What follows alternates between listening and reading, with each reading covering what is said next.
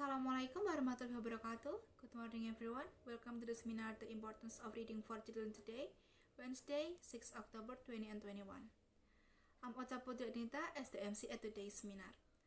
I would like to thank Ms. Gracia Andrea as Minister of National Education and Ms. Ardianita as Chair of the Committee on Education and Child Development. Thank you also to the participants who were willing to attend today's seminar. Don't forget, I confirm my gratitude to Allah Subhanahu wa Ta'ala because it has given health to all of us who were present today. May Allah Subhanahu wa Ta'ala provide smoothness until the end of the event. Amin ya rabbal alamin. Next, let me read out our schedule for today. The first is opening. The second is delivery of first material by Gracia Andrea. The next is question and answer session for first material. And then delivery of second material by Indiana. The next is question and answer session for second material. And the last one is closing. Alright, before going into the main event, I invite Miss Michelle Angela as chair of the event organizer to give the opening remarks.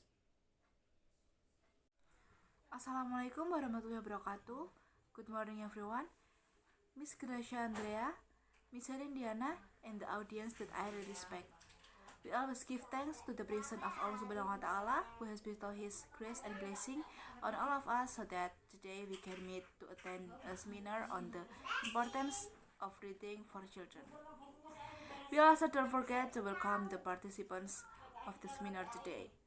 The seminar has the theme, The Importance of Reading for Children aims to grow and increase the love of reading for children.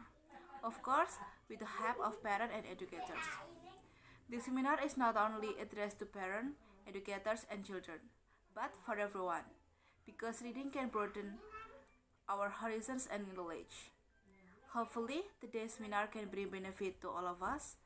That's all I can say. Thank you. Wassalamualaikum warahmatullahi wabarakatuh. Thank you, Miss Michelle Angela, for the opening remarks. We go to our next event, which is the delivery of the first material by Miss Gracia Andrea.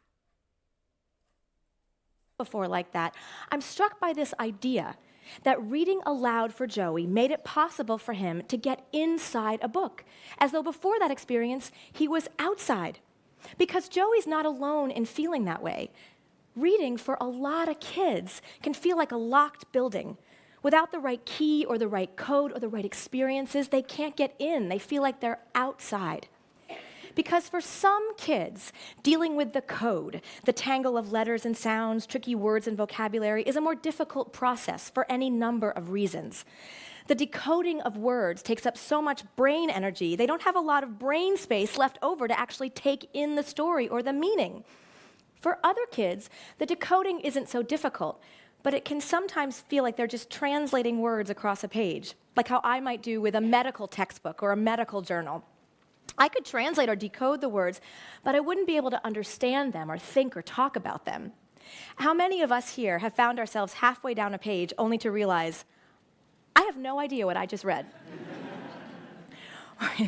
When teachers and parents read aloud, we do the decoding work. We deal with the print and the tricky vocabulary and words, and we free kids to think. So they can use all their brain energy to imagine the story and learn new information. So all children listening have access to the amazing reading party happening inside the building. And we want kids to get in the building and get to the party and stay there, even while they're still strengthening their decoding or comprehension or vocabulary muscles in books they can read on their own. Because even when kids are reading on their own, reading aloud to them has a tremendous impact on their independent reading lives. Because when kids go back to their own books, they know that words should come alive in their brains as they read. They know that real readers pause to wonder, think, ask questions. They know that real readers let the stories affect them, maybe even change them. Because the way that we stop and react to something that we read aloud gives us an opportunity to model compassion, to wonder aloud in a genuine way about a choice a character or a community made.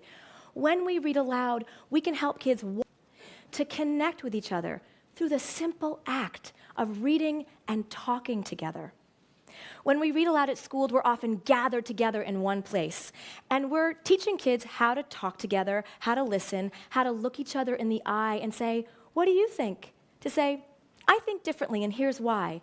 But we're also creating moments of connectedness and joy in our classrooms on a daily basis. And at home, it's a chance to carve out a time when we're not on our phones, but we're entirely focused on our kids, where we pull up alongside them and read and talk together, even when they can't sit in our laps anymore, even and perhaps especially when they'd rather be on their phones, even when they're not 3 or 4, but they're 8, 10, 12, a teenager, and they might not be as inclined to share so much with us anymore. Having a book to lean on can help us get inside them. In her new book, Reclaiming Conversation, Sherry Turkle reminds us how essential face-to-face conversation is. She says we're tempted to think that our little sips of online connection add up to a big gulp of real conversation, but they don't. I believe that reading aloud together provides an opportunity for a big gulp, for a chance to connect and talk together in consistent, meaningful ways, so that kids not only fall in love with books and reading and get better at it, but they also learn to think deeply, to consider other points of view. They learn to listen, and they learn to look up. Thanks to Ms. Gracia Andrea for the very useful material. We will continue the question and answer sessions.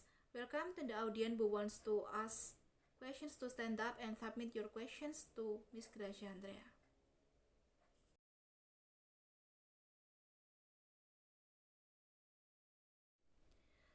Continue to our next event, the delivery of the second material by Ms. Celindiana.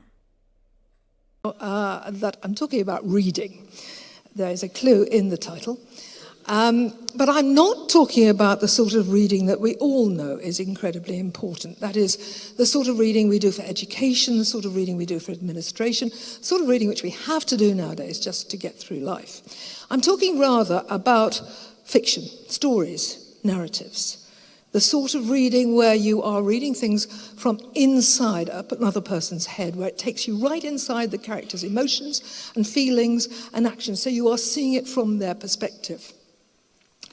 That's the sort of reading which is at best thought of as pleasurable and at worst quite often as a waste of time. I mean, I remember my mother telling me that when she was a child she was crazy about books, but that her father once ripped a novel out of her hands, saying that if you have to read, at least read something useful. But what I want to tell you today is that, surprisingly, fiction is very useful indeed in ways that we probably never previously suspected. In fact, it's more important probably than any other form of reading.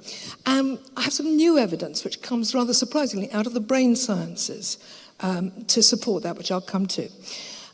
First of all, some not so new evidence. In 2013, there was a series of experiments. It was done by 2 New York psychologists, David Kidd and Emmanuel Castano. What they did was take people and ask them to read quite short passages from various types of books. Some of them were non-fiction books, explanatory or learning books. Some of them were sort of thrillers, plots, where you're reading about events happening in a story, but not very much about the people. You weren't inside their heads. And the third sort was the sort of fiction I am talking about, which is when you were reading things from the perspective of the characters. After that, the researchers got the people to look at a series of photographs of people with fairly strong facial expressions of one sort or another. And they were asked to judge from the expressions alone what they thought was going on inside those people's heads. This is actually quite a standard test for something that we call theory of mind, which is a rather a bad phrase, I think, for a faculty which we're all, I hope, pretty familiar with. We've all got it to some extent or another.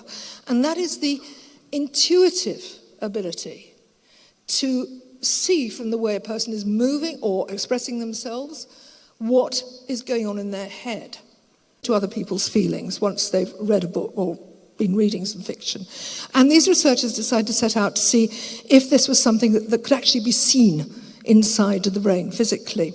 So they had students, lots and lots, I think it was quite a large sample, reading a passage of, it was a particularly engaging and exciting novel with a lot of inside character driven stuff. It was actually Pompeii by Robert Harris, if you want to do the same for yourself. And they had the people read just 30 pages a night for 5 nights in a row. Now, they took brain scans before the people started doing this exercise to get a baseline of what their brains looked like before. Then they had them read, and every night after they had read a passage, they came in next morning and they had their brain scanned again. And every day there were differences. The differences, these are is a sort of schematic picture of where the differences were found, the connections, which, as the week went on and they read a passage each night, they got thicker and denser. And they are, as you see, all over the brain, not just in the language areas, everywhere. Basically, what these people seemed to be doing was giving themselves a really good workout. In fact, the brain scans looked more or less what you would expect to find if these people had lived the events that they had been reading about. They had actually lived an experience, and it had become part of the architecture of their brain. So, in conclusion, I'm really giving the same message, I think, as Delia, the speaker before, which is that your brain needs a workout as much as your body. And reading fiction seems to be one of the best workouts you can get. And not only is it good for you, but it's also good for society as a whole, because the brain is like a muscle. The more you force yourself through books to take other people's perspectives, to sympathize, to empathize with other people, the more empathetic society we will have. Thank you. Thanks to Ms. Ardianita for the very useful material. We will continue the question and answer session. Welcome to the audience who wants to ask questions to stand up and submit your questions to Ms. Ardianita.